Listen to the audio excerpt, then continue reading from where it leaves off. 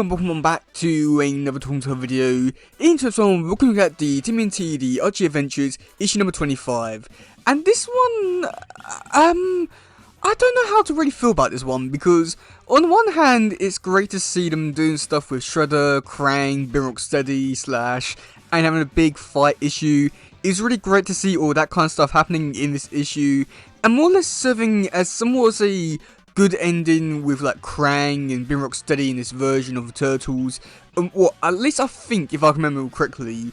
And I do feel like there's a lot of good stuff in this issue where they do set things up for other characters and also leaving stuff for like this version of certain characters. But at the same time, it just feels like a weird issue because it does that stuff, but at the same time, it just feels like it's like an adventure that just happened and they'll probably like never mention it ever again. So that's weird. And then just Rocksteady as a whole, oh boy, they are just a very unique bunch of characters that I've really forgotten how unique they were in this version of the Turtles compared to the actual 87 version. So yeah, oh boy, where do we begin with this one? So on the first few pages, we do get to see Rocksteady. They're just walking through town. We've got people going into a clothes store naked, trying to get some clothes. Meanwhile, Rocksteady, he's going into a gun store to get some guns. And the gun guy goes, yeah, you know, you can have it because it's a free country and all that kind of stuff. Meanwhile, in the clothes store, Beamer's getting chased out because he's a nudist. God, what am I talking about? Yeah, that's the thing that happens. After that, they decide to go to the zoo to reminisce about old times. And then this is where things, I'll say, got a bit weird, just because I feel like they definitely misremembered the actual origin of these two characters, because they more or less talk about them as if they were the animal version of the characters instead of the humans. But then they do mention also stuff with the humans, so I'm confused as to what they're trying to pull off here. If it's like, you know, they're trying to be like, oh yeah, like these characters are the animals or they're humans. But yeah, in the series, we did get him as the humans before, so it's an interesting take, but I don't think it works because we've already seen the other side, or the whole story, the origin kind of thing. But they decided to just break a tiger out of the zoo, just because, and then they decided to go back to the fight. Now, in the actual fight itself, it's like interesting, I want to say, but at the same time, not really like much really happens really here. And even though I enjoyed like a majority of the fight, where it did feel a bit, I don't want to say serious or mature or anything like that, but it did have a more of a mature kind of vibe to it compared to like other issues or other fights. And I do like the seriousness with all this. And I'd say for like, because in fact this was like the 80s and also, oh no, 90s actually, and also because in fact this was the 87 version of the Turtles, I feel like it does a pretty great job of trying to be a bit serious, but at the same time it's still being kid friendly. And yeah, so in this fight, we get to see Raph fighting Slash, and I enjoyed this fight quite a bit. I wish there was a little bit more to this one, because I'm starting to really enjoy like this version of Slash and how he's going around things. I mean, it's not really too much to his fight altogether. He's just there, he punches Raph a few times and leaves. But I do like how like some of his dialogue, he's going like really into it, talking about how all the colour that he's gonna be seeing is Raph's blood.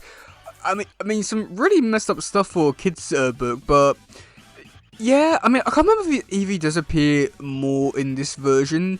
I know it does appear once or twice more with the Mutanimals in the future story arcs, but I can't remember how often actually it appears in this version of the Turtles.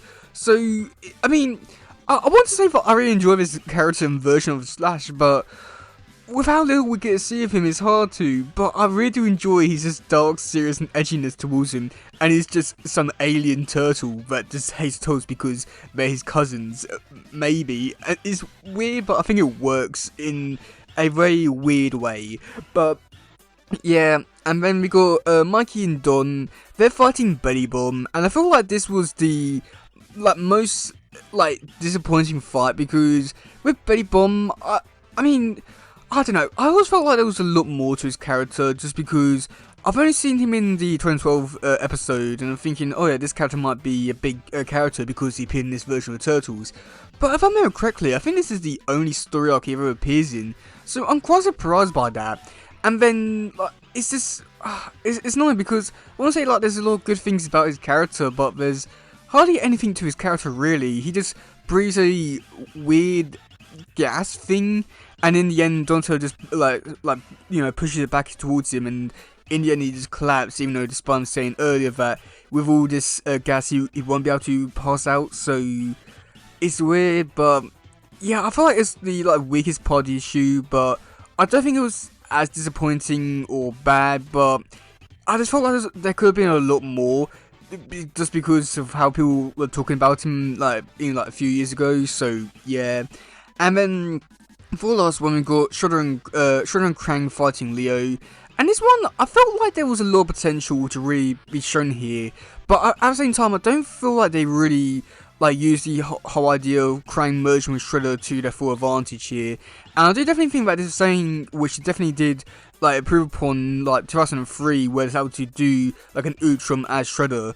But in this one we do get to see Krang, he takes over Shredder's body, which I don't know the logic behind that or how it even works, because yeah, but somehow he's able to control the body. And he's somewhat of a good fighter, I want to say, but I don't really understand how, because he's only taking over Shredder's body. He's not actually using any of his skills or anything like that. So I have no idea where all this where Krang's skills coming from. But with this fight, there isn't really too much to this bit. I mean, we've got to see Leo slash him once. That was about it really. And then Raph threatens him to do a lobotomy if Krang doesn't get off Shredder. And that's about it really, but I wish there was a lot more to this, because I thought it was a pretty decent idea with all this kind of stuff, but yet nothing really happened. And yeah, so after that we do get to see Beam Rocksteady. They come in and they just take everyone away. We've got to see Beam Rocksteady take Krang and Buddy Bomb back to Morbius, and then they went back to their home planet to be nudist again, which, oh god, that sounds so weird saying out loud, but yep, here we are. And then Shredder just walks away saying that he owes the Turtles, and that's pretty much it for the issue. So I have to say that overall for this one, I mean, I do definitely think it's definitely a big improvement over the last issue, especially with the art stuff. But I feel like with majority of the stuff, I feel like it was a decent ending to Krang, Belly Bomb, Beam Rocksteady. If I remember correctly, this is their last appearance in this version of the Turtles. And that is the case, then it is really great to see that this is the final appearance and is a decent send off. But at the same time, they've already done that before, so it just feels like they're going back, it's going around for another round for 10, all this kind of stuff. And it's better, but it felt a bit unnecessary. And the whole Shredder stuff is cool, I want to say, but seeing that he probably won't be doing anything with him owning the Turtles or anything like that, I can't say if I'm overly excited for all of it, but yeah, let me know in the comment section below what you think about this issue. Do you like it? Do you not? And yeah, that's going for today, guys. If some, please share, subscribe, and all that stuff. Goodbye, yo, and bye.